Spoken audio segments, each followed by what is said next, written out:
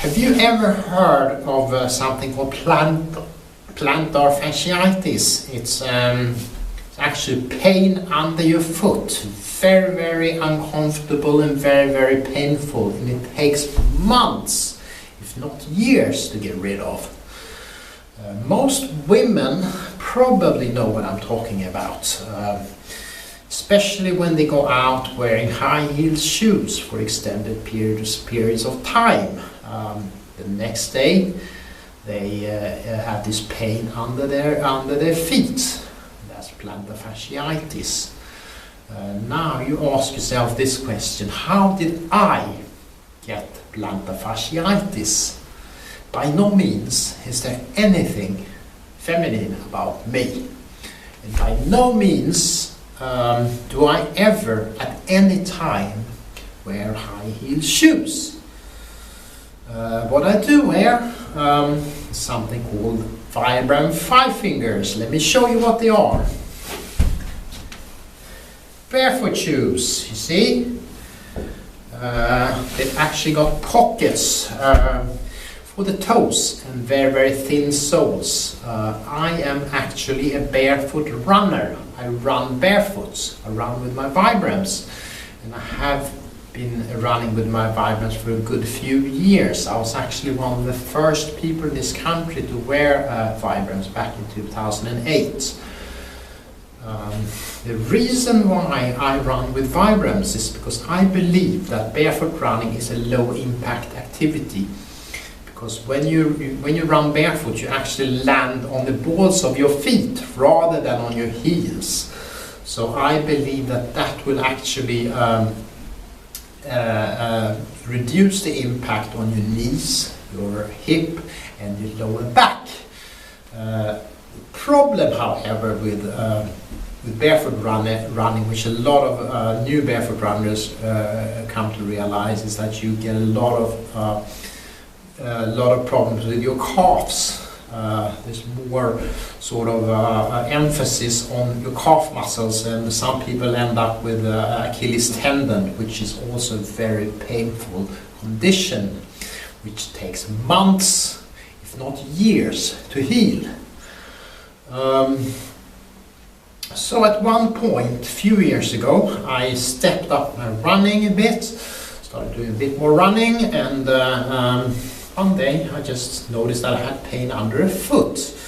So what characterizes plantar fasciitis is that when you get up in the morning, when you take your first steps, when you get out of bed, it's very, very painful, and then there's this stubborn, very, uncomfortable pain that never really goes.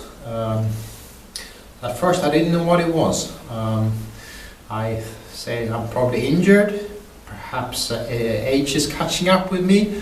But anyway, I decided to take some time off from running. So I took a good sort of 2 months. The condition wasn't improving, so I said I better do something. So I did my research, and then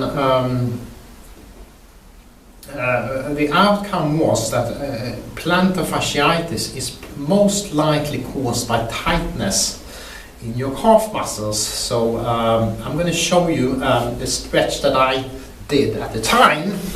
So behind me here I've got a step. If you don't have a step at home, you can use your staircase. So this is basically what I did. Holding on, dropping down, and this was very extremely painful, especially the first rep.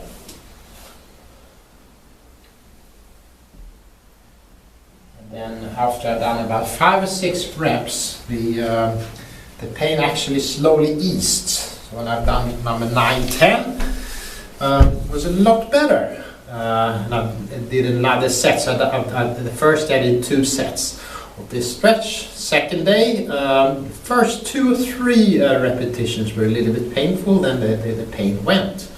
So I did 2 sets again on the second day. It was actually the day after I've done the first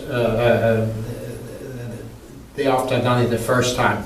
On the third day I came back in and the pain was gone. Plantar fasciitis fixed. It's that easy. So I was really, really excited. went back to running. A few years later,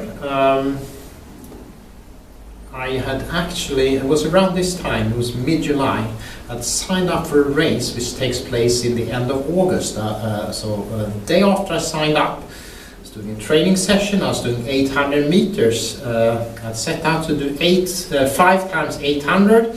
On my third 800 meter, all of a sudden, I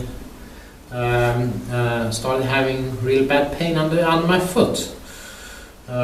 This time it was on the same foot, but in a slightly different place. The first time I had plantar fasciitis, it was more to the middle of the foot. This time it was closer to the edge. So obviously I was very disappointed because I signed up for the race and all that. So I what I did, I kept my fitness up. I couldn't run. Instead, I kept my interval training up. Went out on my mountain bike in the forest, and that was fine because there's no impact. So I was running up and down hills and all that. I kept my fitness high. Come end of August, day of the race, I woke up in the morning, and there was a voice in my head saying, "You can do it! You can do it!" I went off to the race and I ran it. It wasn't a good idea. It was very painful and very uncomfortable. At one point I actually thought of pulling out. It was just 5K, 3 miles, which is not very far. That would have been quite ridiculous. Anyway, I finished the race. I didn't do myself any justice. Painful, and my time wasn't good at all, so that wasn't a good idea. After the race I took about 2 or 3 months off from running, and I was doing my stretches again. Strangely enough, this time the stretches weren't helping. I was doing exact same stretches, and I even did different ones. I was looking for different angles. So what I was doing, this is the one I did first, then I would do look at different angles. I'd reach out behind me, further out behind me, out like this, sort of side, as much as I could. I kept on doing them, and it did feel a little bit better, but it didn't really take care of the injury. And then I had a word with a friend of mine who's an orthopedic surgeon, quite a good one actually, and he told me that he believes that I could probably sort it out with a lacrosse ball, basically rolling a hard ball under my foot around the injured area. So I had a go at that, and that wasn't a good idea at all. It was very, very painful, and it probably just made it worse. That was horrible. That's a little bit like foam rolling. A lot of people believe that you can fix injuries, muscular injuries and all that with a foam roller. If you believe that, then you're probably wasting your time. So the ball didn't work. After about 3 months, my injury was a little bit better, so I could go back to some light running. So I did. It didn't make the injury worse, but the injury didn't heal. It was still there. So I could do a little sort of like 20-30 minute jog. It was fine, didn't make it worse. Wasn't enjoying, wasn't comfortable at all. There we go. I just kept on doing it through the winter. And then about 7 or 8 months after the injury, I attended a course, a 2-day course given by a guy called John Hardy. The course was called Neural Notching, and on this course there's this lady called Joanne. So I told her about my plantar fasciitis, and she said she could suggest some different exercises for me to do. So this is what she suggested. I'm going to show you right now. She had a piece of equipment called a gripper or a griper, which is like a little bag. That she said I should put my foot on top of that, the injured foot, and she said that I should be squatting. So I didn't get that piece of equipment. Instead, I used this is the boxing pad. It's basically the same thing, spongy like that little bag. So I put my injured foot up on it, and I started doing just this, squats. Back lunges, this one, transverse plane, feet together.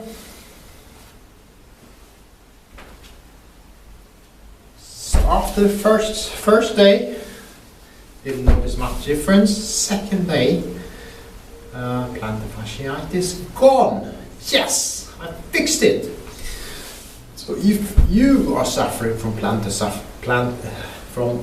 fasciitis and you go to your GP, there isn't a lot they can do. They will probably suggest that you change your footwear. Another option as well is to have an ultrasound guided injection into the foot, which in my opinion probably isn't a very good idea. The steroids that they inject can probably repair some of the damaged tissue, but the bad part is that you also damage some of the good muscle tissue in the foot. You're not really treating the cause. You're treating the symptom. It's not a very good idea, and that's the reason why doctors never ever inject twice into the same joint, because you actually damage some of the good muscle tissue as well. So I'm gonna log off there. If you've got any questions or comments, you want to know more about what I do, you can actually leave a comment below, and I should get back to you. Thank you for watching.